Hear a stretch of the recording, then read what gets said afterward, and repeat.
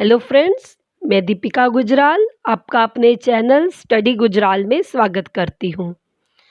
आज मैं आपको BA fourth semester elective Hindi में से द्विवेदी युग करवाने जा रही हूँ। द्विवेदी युग के प्रवर्तक आचार्य महावीर प्रसाद द्विवेदी हैं। इस युग का समय 1950 ईस्वी से 1975 ईस्वी तक का माना जाता है। इस युग में खड़ी बोली में पद्य रचना का प्रयोग हुआ। भारतेंदु युग में पद्य रचना में ब्रज भाषा का प्रयोग किया जाता था। हिंदी कविता को इसी युग में सफलता प्राप्त हुई। आदर्शवादी और सुधारवादी प्रवृत्तियों को भी इसी युग में बल मिला। भारतेंदु युग में देश प्रेम, जन्म भूमि के प्रति प्रेम और भारत के अतीत के गौरव का गान आदि विषयों पर कविताएं लिखी गई। उन्हें इस द्विवेदी युग में अधिक विकास मिला, अधिक बल मिला। द्विवेदी युग कविताओं की विशेषताएं इस प्रकार हैं। इसकी सबसे बड़ी विशेषता यह है कि इस समय देशभक्ति रचनाएं लिखी जाती थी। इस युग के कवियों ने देशभक्ति को संबंधित लघु एवं दीर्घ रचनाएं लिखी। जैसे इतिहास अगर लिखना चाहो आज़ादी के मंसूबों से, तो सींचो अपनी धरती को वीरों अपने खूनों से। इससे हमें पता चलता है कि द्विवेदी युग में वीरों में साहस भरने के लिए देशभक्ति पर अनेक कविताएं लिखी जाती थी। इसकी दूसरी विशेषता है कि उस समय अंधविश्वासों तथा रूढ़ियों का विरोध हुआ। इस युग की कविताओं में सामाजिक अंधविश्वासों और रूढ़ियों का विरोध किया गया, क्योंकि उस समय इनका बोलबाला था। इन्हें समाप्त करने के लिए अनेक कविताएं लिखने की आवश्यकता थी और इस युग के कवियों ने अंधविश्वासों पर अनेक कविताएं लिखी और उन्हें दूर करने का प्रयत्न किया। इस युग में प्रकृति चित्रण का भी भर भर कर वर्णन किया गया। द्विवेदी युग कवियों ने प्रकृति का स्वतंत्र रूप से मनोहरी चरित्र किया। इस युग में प्रकृति चित्रण अत्यधिक समृद्ध है। श्रीधर पाठक की कविता कश्मीर सुषमा की पंक्तियों में प्रकृति का वर्णन अपनी चरम सीमा पर था। समाज सुधार की भावना द्विवेदी युग में कूट कूट कर भरी हुई थी। द्विवेदी युग में सामाजिक सुधार प्रखर रहा था।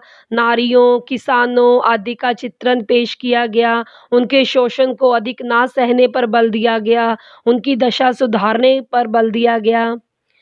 साकेत में सीता जी के मुख से नारी के क्रांतिकारी विचार प्रस्तुत किए गए। जैसे औरों के हाथ यहाँ नहीं पलती हूँ, अपने पैरों पर खड़ी आप चलती हूँ। इससे यह बताने की कोशिश की गई है कि नारियों का स्थान ऊंचा है, इन्हें निम्न नहीं समझना चाहिए। धार्मिकता इस युग में धर्म के प्रति आस्था बढ़ती जा रही थी। द्विवेदी युग विषाद धार्मिकता का युग था। स्वयं द्विवेदी जी ने भक्ति रस की रचनाएं लिखी। उनकी भावना सांप्रदायिक नहीं थी, अपितु आध्यात्मिक थी। मैथिली शरण गुप्त के साकेत में धार्मिक भावना कूट कूट कर भरी हुई है। उन्होंने अपनी पंक्तियों में लिखा, जग की सेवा करना ही बस है सारों का सार। अपनी इन कविता में वे यह कहना चाहते हैं कि प्रत्येक मनुष्य को अपने देश की, अपने धर्म की सेवा करनी चाहिए। यही हमारा सार होना चाहिए। इस युग में मानव प्रेम पर भी रचनाएं लिखी गई। इस युग के कवियों ने मानव मात्र के प्रति प्रेम की भावना का विशेष रूप से उल्लेख किया। जैसे मानव वही है जो मानव के लिए मरे। इस युग के कवियों ने ऐसा इसलिए कहा कि एक दूसरे पर विश्वास होना चाहिए, एक दूसरे पर ऐसी भावना होनी चाहिए कि किसी का कोई भी नुकसान ना हो। इस युग में हास्य व्यंग पर भी रचनाएं लिखी गई। इस युग में हास्य व्यंग देखने को मिलता है, परंतु इस युग में हास्य व्यंग मर्यादित है। गुप्त जी ने साकेत में लक्ष्मण उर्मिला संवाद में रस का अधिक वर्णन किया। उन्होंने मर्यादा में रहकर हास्य व्यंग किया। साकेत में लक्ष्मण उर्मिला संवाद में रस अधिक वर्णन हुआ। जैसे दास बनने का बहाना किस लिए, क्या मुझे दासी बनाना है इसलिए। द्विवेदी युग हर तरह से अपने चरम सीमा पर रहा। इस युग में इतिवृत्तात्मकता का भी वर्णन है। कवियों ने अपनी अच्छी शैली को अपनाया। यह शैली पौराणिक और ऐतिहासिक काव्य लिखने में सक्षम थी। इस युग की शैली अपनी चरम सीमा तक थी। इस युद्ध की शैली मधुर थी, भाषा में मधुरता थी, राष्ट्रीय भावना का प्रयोग हुआ, धर्म की भावना का प्रयोग हुआ। इस युग में समाज सुधार की भावना आई। इस युग में प्रकृति का सुंदर वर्णन हुआ, अंधविश्वासों को दूर करने का प्रयत्न हुआ, देशभक्ति पर रचनाएं लिखी गई, खड़ी बोली का वर्णन हुआ, मानव प्रेम का वर्णन हुआ। इस युग में महावीर प्रसाद द्विवेदी जी ने काव्य, मंजूषा, सुमन आदि अनेक कविताएं लिखी। मैथिली शरण गुप्त जी ने पंचवटी, साकेत, यशोधरा, जयद्रथ वध लिखी।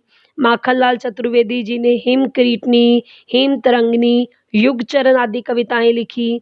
अयोध्या सिंह उपाध्याय हरिऔध जी ने प्रिय प्रवास, चुभते चौबते, रस कलश, वैदेही बनवास आदि रचनाएं की। यह युग कविताओं में अपनी चरम सीमा पर था। इस युग में खड़ी बोली का वर्णन हुआ। इस युग में ऐसी भाषा का वर्णन हुआ जो जन संधारण तक आसानी से पहुंच सकती थी। यह युग अपनी चरम सीमा पर रहा। फ्रेंड्स, अगर आपको ये वीडियो यूज़फुल लगी हो तो मेरी वीडियो को लाइक कीजिए, सब्सक्राइब कीजिए। Thank you.